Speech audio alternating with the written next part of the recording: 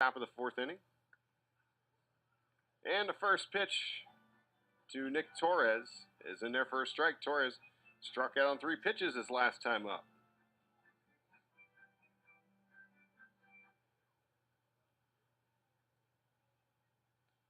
As so far has been Dykstra's only strikeout of the game, the 0-1. Weak ground ball foul. Brewers beat the Cardinals 8-3 from Milwaukee. The Indians 9-6 over the White Sox today. Tampa Bay Rays finally beat the Oakland Athletics 1-0 in 13 innings. Boy, if you like pitching, defense, low-scoring baseball, there's one for you. Fastball is high. So Torres will not strike out on 3 straight pitches this at-bat, as he's got a 1-2 count here as the leadoff man. Mariners beat the Rangers 2-1. Red Sox beat the Blue Jays by a score of 8-3 today from Fenway. Marlins 7-2 winners over the Padres. Torres fouls a breaking ball away and stays alive at 1-2. Diamondbacks crush the Reds 12-5. Couple of games going on. One is in a delay. That's Mets and Braves in game 2 of a doubleheader. Giants and Rockies are tied up at 3 after they suffered through a little bit through a rain delay, but they're in the bottom third now. 3-3. 3's wild in that one. 2-2 Twins and Royals. The 1-2 from Dykstra. Fouled away. Torres battling here. That one's in the 6th inning. And the Phillies up over the Dodgers 4-0. That one's in the 2nd.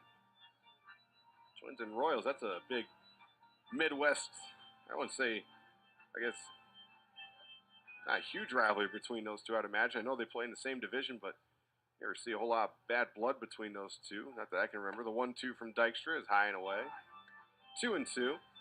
Or at least you never really see them good at the same time. The Twins dominated the AL Central for a few years in the early 2000s, the Johan Santana years. You never really saw. The Royals were bad back then. 2-2 to Torres. It's low and in. And it's a full count now here on Torres at 3-2. He's battled back from being down 0-2. A couple of foul balls on tough pitches. Payoff pitch from Dykstra. Line back up the middle and into center field for a base hit. Torres is aboard, and again, the T-Bones now with 1 hit in each inning. So Dykstra's done a good job to work around that. Cal Tui. First base number 15, Cal Tui. Will step in, the lefty. He doubled his last time up. That's the only extra base hit for Kansas City. Twins just took a 3-2 lead over the Royals, and to finish my thought there, I mean, you never really saw the Twins and Royals. They were both good at the same time. When the Royals were good just these past few years, the Twins were rebuilding. Now the Twins are starting to get back into it. And the pitch from Dykstra catches the corner for strike 1.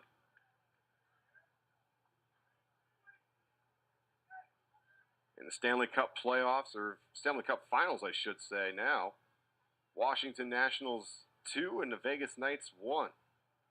Saw some really fun stats about this matchup as a throw over to first. The Washington Capitals, Alexander Ovechkin has scored 339 more regular season goals than the Vegas Knights have in their franchise history. Is that surprising? No. Vegas has only been around for one, year. And Ovechkin's been one of the best players in the NHL this decade in history. Swing and a miss by Tui. He's down 0-2. But 339, my goodness. That is a lot of goals. So 2-1 Washington, the Caps up in that one. And then starting here any minute now, Golden State and Houston. Game 7. Rockets and Warriors for the NBA Finals. The 0-2 to Tui is low. Ball 1. 1-2 here to Cal Tui.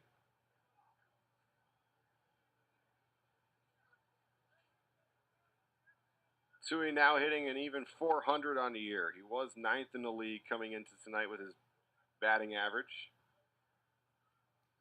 Now it's at a clean 400. 12 hits and 30 at-bats. Throw over to first to check on the runner. And diving back safely is Torres.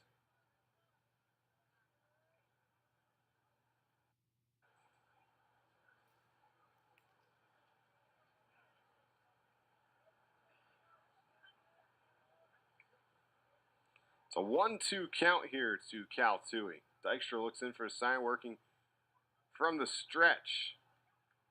He deals home. Breaking ball in the dirt, blocked nicely by Dylan Kelly. Count evens up at 2-2. Got a notification here that former Explorer Ryan Court, it's his birthday today. Happy birthday, Ryan Court. Played for the Explorers in the 2015 season. Played second base for him. Was bought out by the Boston Red Sox, and then now he's with the Iowa Cubs in Des Moines. 2-2 from Dykstra, misses high and outside, and the count's now full to Cal Tui. So the first two batters here in the inning for Kansas City have worked Dykstra to a full count. The first one, Torres, reached on a base hit. So we're still scoreless here in the top of the fourth inning.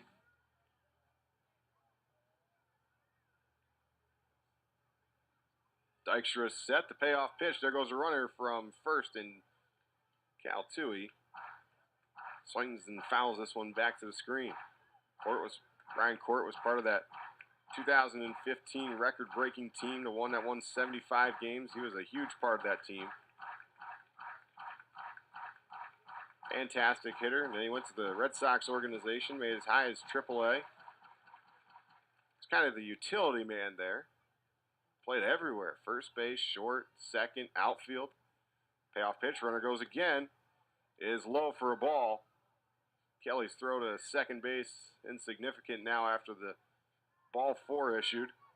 Sampson just does a nice job to make sure that doesn't go in the center field. So 2 aboard now for Kansas City, nobody out. Torres up to second, Tui at first, and Jordan Edgerton, who grounded out to third base his last time up, is at the plate. He's 0 for 1. Ryan Court had himself one heck of a spring training for the Chicago Cubs, and of course we were paying attention to it here in Sioux City. A former player trying to make it to the big leagues after leaving Sioux City. He was on the spring training big league roster all the way up until the end, which is a good sign, as Edgerton fouls this one off to the left. Usually they send a lot of the minor league guys back down to the minor league camps and to their minor league squads a week or two before the spring training ends, but Court, he was there up until about the bitter end before he was sent back down to AAA. Fortunately for him, you think of the 2 organizations he played in, the Red Sox and Cubs, they're just loaded with talent. Tough to break in. Swing and a miss by Edgerton. Nice breaking ball by Dykstra. Edgerton's down 0-2, though we've seen this story before. T-Bones have grinded out at bats here in this inning. Both Torres and Tui able to get to full count, 3-2 counts, and been able to get on base. One with a base hit, one with a walk. Edgerton down 0-2. Dykstra watches the runner at second. Now he turns his attention towards home and calls strike 3 on the outside corner. Gets Edgerton looking, the second K tonight for Dykstra. First out of the inning. That's a big one because now it does set up the inning-ending double play. Dykstra's already done that once before in the first. Had runners on the corners with one away, and he was able to induce a 4-6-3 double play ball to Zach Walters. Doesn't have Walters up, but he has Adrian Nieto. He's 0 for 1. He grounded to second his first time up, and Dykstra will take that again because Sermo would be able to flip it to Sampson and get 2. Swing and a miss by Nieto. But yep, again, happy birthday, Ryan Court. Hopefully he can make it to the big someday. He's a native from the Chicago area, and I'm sure for him to play his first big league game at Wrigley Field would be just something awesome and special. Pitch is outside the fastball from Dykstra. They count 1-1. I know sometimes a lot of those players, they grow up with a favorite team, but once they get to the bigs, that kind of falls by the wayside. Your team you play for is your favorite team, but boy, wouldn't it be fun to be able to put on your own home team's jersey, a team you grew up watching, and play there?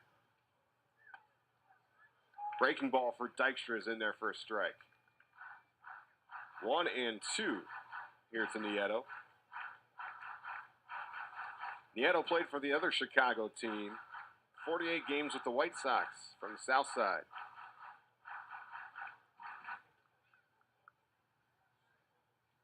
Time is called at home plate.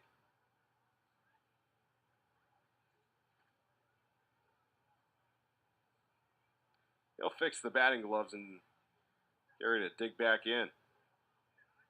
Runners at first and second for Kansas City. One away here in the top of the fourth of a scoreless game. Dykstra, the righty, deals home. Breaking ball does not backdoor for him. Misses outside, and count evens up at 2 balls and 2 strikes.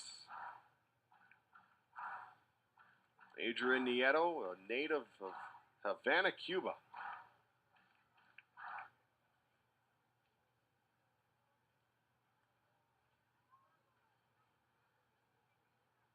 And a pitch inside. Able to lift the hands out of the way, and here we go again. The count is full again. Third batter this inning that the count has been full on. Torres reached on a base hit on a full count. Cal Tui walked on a full count. Now Nieto has a 3-2 count with 1 out. See if the runners take off here. They'll stay put. Nieto takes ball 4 low.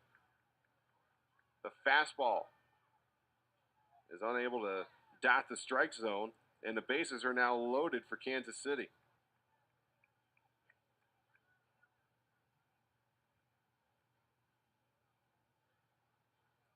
Kelly goes out and has a quick chat with his pitcher before dealing with Angel Rosa, who's 0 for 1.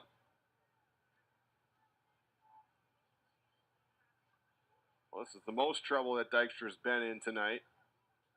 Bases loaded jam with 1 out. So he's a ground ball pitcher. He could get a big double play ball to get out of the inning.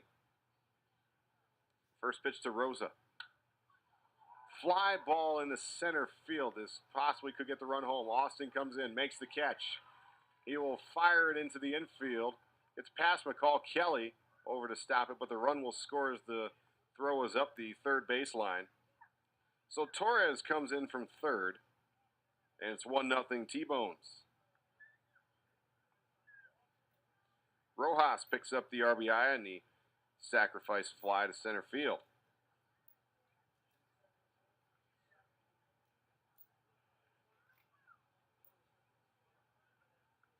Appeal over at third base made by the Explorers to make sure that Torres didn't take off too early, and crew chief home plate umpire Sean Hicks says no, he didn't. Says he's safe. Back to the top of the order, Johnny Davis with 2 men still on for the T-Bones. That first and second is neither of them tagged up on the catch by Jay Austin. But a run home for the T-Bones. They lead it now 1-0. Dykstra's pitch is a strike at the letters.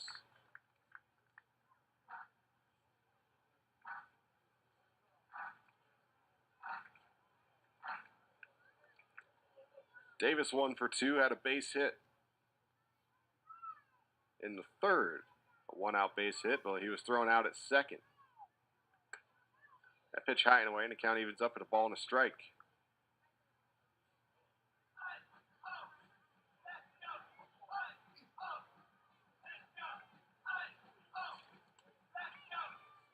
Sioux City is third in the league in ERA as a team as Dykstra steps off the mound at .324. They had been in the lead last night, though allowing 9 runs to Cleburne dropped them down a few pegs as they now trail Wichita and Winnipeg, who are both under 3 runs as a team.